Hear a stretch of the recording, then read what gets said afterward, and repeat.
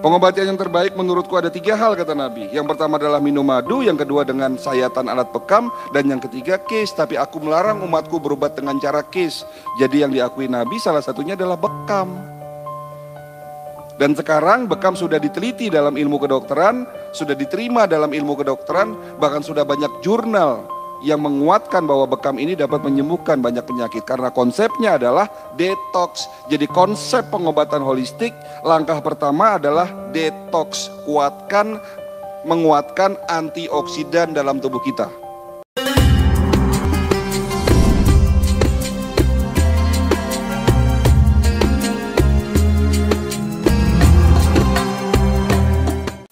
Mereka yang kebiasaan tidur di atas jam 11 malam, tubuhnya akan lemah. Kenapa?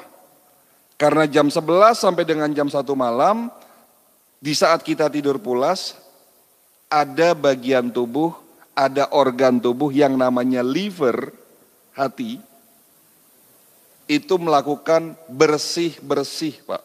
Detox istilahnya. Liver memiliki 500 fungsi, Pak. Jadi organ yang paling berat, kerjanya adalah liver, Pak. Kalau jantung 1 fungsi, Pak, mompa darah, selesai. Ginjal punya 2 fungsi, tetapi liver memiliki 500 fungsi. Dari salah satu fungsi itu ada yang namanya fungsi detoksifikasi. Apa itu? Membersihkan tubuh kita dari sisa-sisa metabolisme yang bisa berpotensi terjadinya oksidasi dan terbentuk radikal bebas. Kapan waktunya liver bersih-bersih? Jam 11 sampai dengan jam 1 malam di saat tidur pulas. Nah, kalau Bapak Ibu pada jam itu tidak tidur, apa yang terjadi? Liver tidak bisa melakukan tugasnya bersih-bersih, pada akhirnya metabolismenya terganggu. Karena apa? Karena terjadinya oksidasi yang tidak dapat dinetralisir oleh tubuhnya.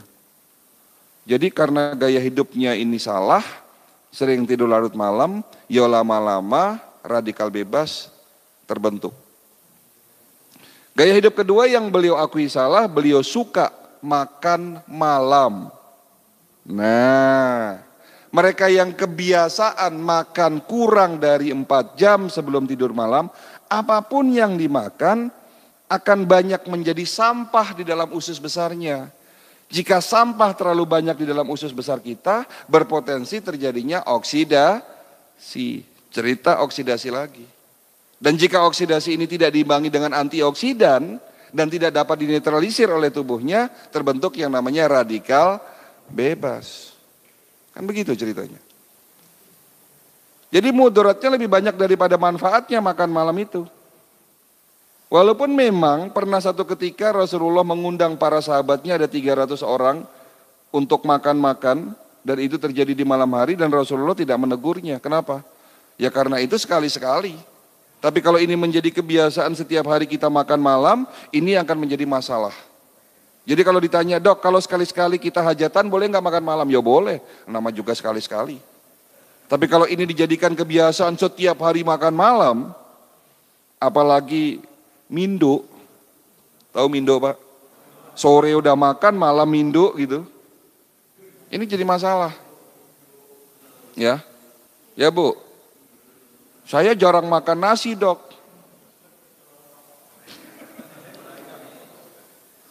Tapi goreng-gorengannya sehari lebih dari 10 potong. Baik, jadi itu gaya hidup kedua yang beliau akui salah. Yang ketiga, beliau tidak suka minum air putih. Apa yang salah dengan tidak minum air putih? Hati-hati Pak.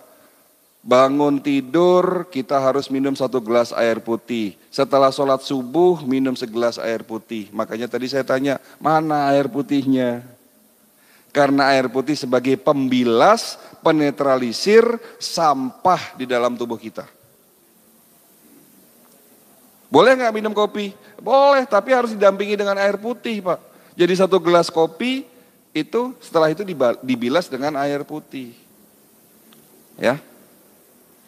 Jadi kesimpulan yang bisa kita dapatkan apa di sini? Tidak ada satupun penyakit bisa sembuh jika Bapak hanya mengandalkan obat. Karena sesungguhnya kita sakit akibat gaya hidup kita yang salah. Berarti langkah pertama, step pertama sebelum tanya obat, sebelum Bapak minum obat, ya rubah dulu gaya hidup yang salah. Tetapi karena ini sudah menjadi kebiasaan makan malam, kebiasaan tidur larut malam, sehingga sulit disembuhkan. Betul enggak Pak? Saya enggak bisa kalau enggak makan enggak pakai kerupuk, Dok.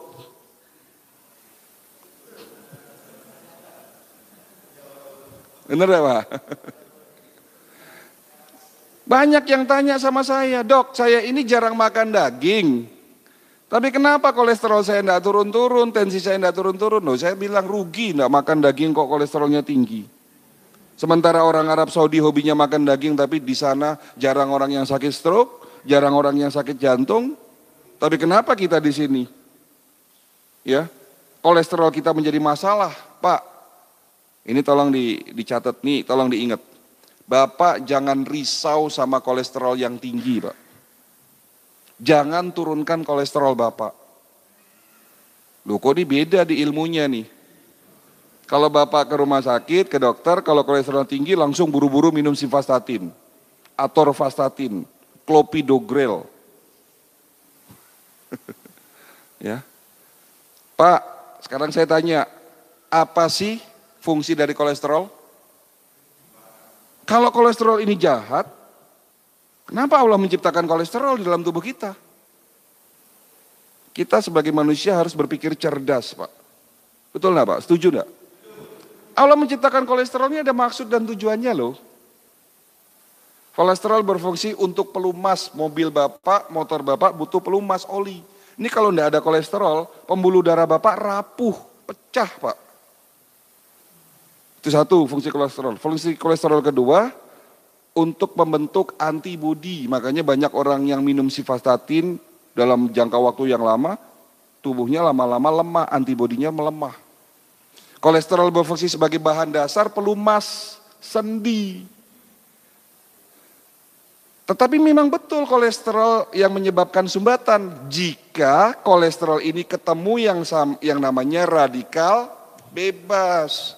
Kolesterol ini dirusak sama radikal bebas, baru itu kolesterolnya jadi jahat. Tapi kalau kolesterol ini tidak dirusak oleh radikal bebas, kolesterol ini fine-fine saja Pak. Dulu waktu masih muda, makan soto Betawi, makan nasi Padang, setiap hari makan lemak-lemak nggak ada masalah. Sementara usia tua, karena antioksidannya sudah mulai menurun, karena jarang makan buah-buahan, sehingga yang terjadi apa? Oksidasi meningkat, radikal bebas terbentuk, kolesterol yang tadinya baik-baik saja dirusak yang namanya radikal bebas. Nah, jadi sekarang sudah mulai terbuka nih, konsep holistik seperti apa ini? Sementara Rasulullah SAW mengajarkan pengobatan yang terbaik, detox. Aku tidak berjalan ketika malam aku diisrokan, kecuali para malaikat berkata, ya Muhammad perintahkan umatmu untuk berbekam. Salah satu detox terbaik adalah bekam. Sudah bekam bulan ini Pak? Belum waktunya.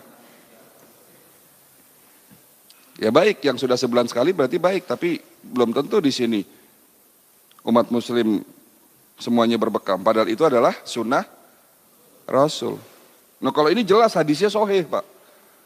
Pengobatan yang terbaik menurutku ada 3 hal kata Nabi. Yang pertama adalah minum madu, yang kedua dengan sayatan alat bekam, dan yang ketiga kis. Tapi aku melarang umatku berobat dengan cara kis. Jadi yang diakui Nabi salah satunya adalah bekam. Dan sekarang bekam sudah diteliti dalam ilmu kedokteran, sudah diterima dalam ilmu kedokteran, bahkan sudah banyak jurnal yang menguatkan bahwa bekam ini dapat menyembuhkan banyak penyakit. Karena konsepnya adalah detox. Jadi konsep pengobatan holistik, langkah pertama adalah detox, menguatkan antioksidan dalam tubuh kita. Jadi kalau Bapak antioksidannya kuat, banyak, insya Allah Bapak sehat. Karena penyebab rusaknya sel adalah radikal bebas. Nah itu dia.